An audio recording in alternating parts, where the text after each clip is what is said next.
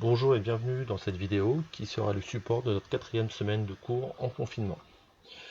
Nous allons aborder la notion de fonction, une notion que vous avez déjà vue en classe de troisième, mais que je vais plus appeler programme de calcul pour les raisons qui vont suivre.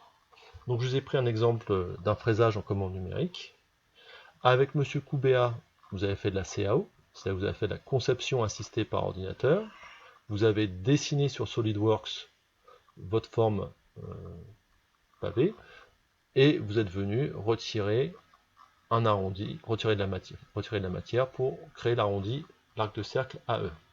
Donc là, FAO, fabrication assistée par ordinateur, c'est pareil, on va programmer une commande qui va permettre à l'outil de se déplacer du point A, donc qui a pour coordonnées 27, 35,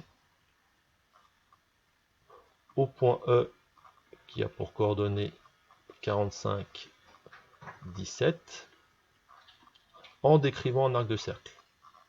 Donc cette commande, elle est là, c'est G02 X45, donc c'est un exemple de programmation. Donc là, vous avez bien les coordonnées du point d'arrivée. Là, c'est une autre commande qui veut dire créer un arc de cercle. Et ensuite, J-18, vous voyez qu'on va descendre d'un rayon de 18. Donc ça, votre fraiseuse va comprendre qu'il va falloir qu'elle décrive un arc de cercle. Alors, elle va comprendre, mais surtout, il va falloir donner les informations aux actionneurs de la table de fraisage. Donc, vous imaginez votre vernier sur l'axe des X et celui sur l'axe des Y. Ils vont devoir se synchroniser pour avancer de manière à obtenir un arc de cercle. Donc, comment on va faire ça? On va fixer la valeur de X. Par exemple, on va démarrer à X égale 27,05. Et ensuite, on va calculer si mon X il vaut 27,05, combien vaut mon Y. Et pour ça, on va avoir besoin d'un programme de calcul qui me permet de déterminer la position de mon point quand X il vaut 27,05 sur un arc de cercle de rayon 18. Donc je vous ai mis l'équation. Alors je vous mets l'équation d'un cercle de centre M. Donc vous voyez que là je suis en M qui a pour coordonnées 27, 17. Donc c'est X moins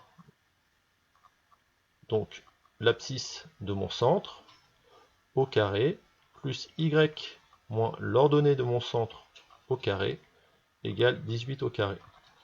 Donc là, il faut que je fasse un petit calcul algébrique pour extraire la valeur de y que je cherche à calculer. Je vous ai dit que c'est le calcul que je voulais faire. Donc ça, je vous laisse peut-être vous faire, ça va vous amuser.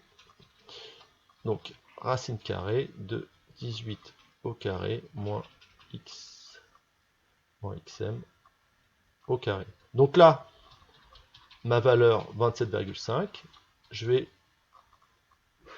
la rentrer ici, calculer la valeur de y, et donc simultanément, je vais faire avancer mon vernier des abscisses de 0,5 mm, et ici, de l'autre valeur, de la valeur calculée à partir de cette valeur-là.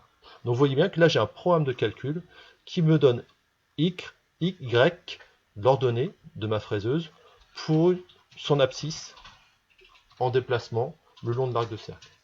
Donc la notion de fonction, elle vient de là, la notion de programme de calcul. Donc, on va poser un petit peu de vocabulaire.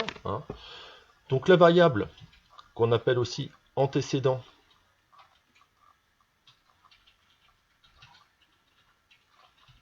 donc c'est celle que l'on fixe. On donne une valeur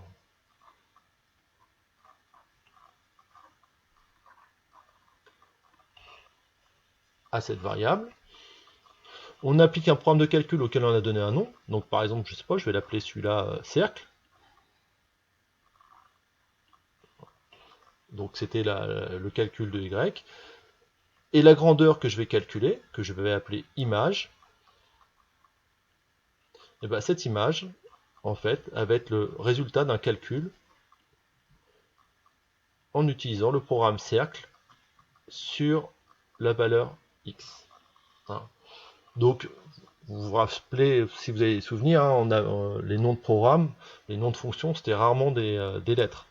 On retrouve ça plutôt c'était rarement des mots. On retrouve ça plus en programmation. En mathématiques, hein, on utilise souvent les lettres F, G, H, etc.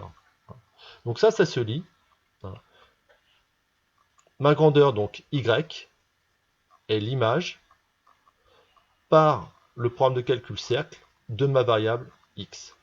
Donc ça, c'est souvent appelé Y égale cercle de X. J'ai calculé mon ordonnée à partir de la valeur de ma variable X. Donc ça, c'est du vocabulaire très important, des notations très importantes, si vous allez l'utiliser tous les jours. Donc là, je vais donner un autre programme de calcul. Hein. Donc le nom du programme, il est ici. Hein. Donc ça, c'est le nom de mon programme. Là, je l'ai appelé F.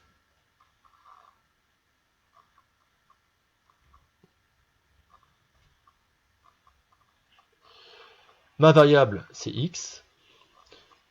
Qu'est-ce que je fais comme opération? Eh bien, tout d'abord, je vais multiplier par 2. Donc, je prends X, je le multiplie par 2. Et ensuite, j'ajoute la valeur moins 3. Donc, je vais avoir mon image, f de x, hein, ça c'est comme si dans mon programme de calcul tout à l'heure j'avais y, f de x qui est égal à 2x, donc 2 fois x, 2 fois x, moins 3. Voilà un programme de calcul qui par exemple me ferait augmenter le déplacement de ma fraiseuse, hein, suivant cette droite-là, cette droite d'équation y égale 2x moins 3. Donc là je réécris mon programme de calcul, f de x égale 2 fois x moins 3. Donc ça c'est mon programme de calcul qui me permet de déplacer les points suivant une trajectoire. Et donc maintenant si je veux calculer différentes valeurs, différents points appartenant à cette trajectoire, donc si je veux calculer pour x égale moins 2, vous voyez que là x égale moins 2, ça veut dire que je vais remplacer x par la valeur moins 2 dans mon programme de calcul. Donc f de moins 2, là je n'ai plus de lettres, la lettre c'est uniquement le nom du programme, donc ça va être égal à 2 fois, alors je vais mettre de la couleur, ça va changer un petit peu,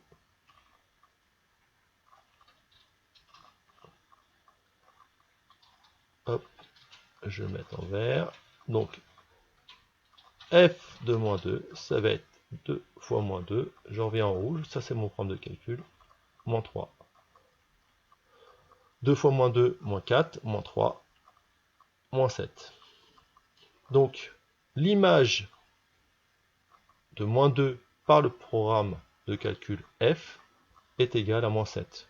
Ou encore, moins 2 est l'antécédent de l'image moins 7 par le programme de calcul f.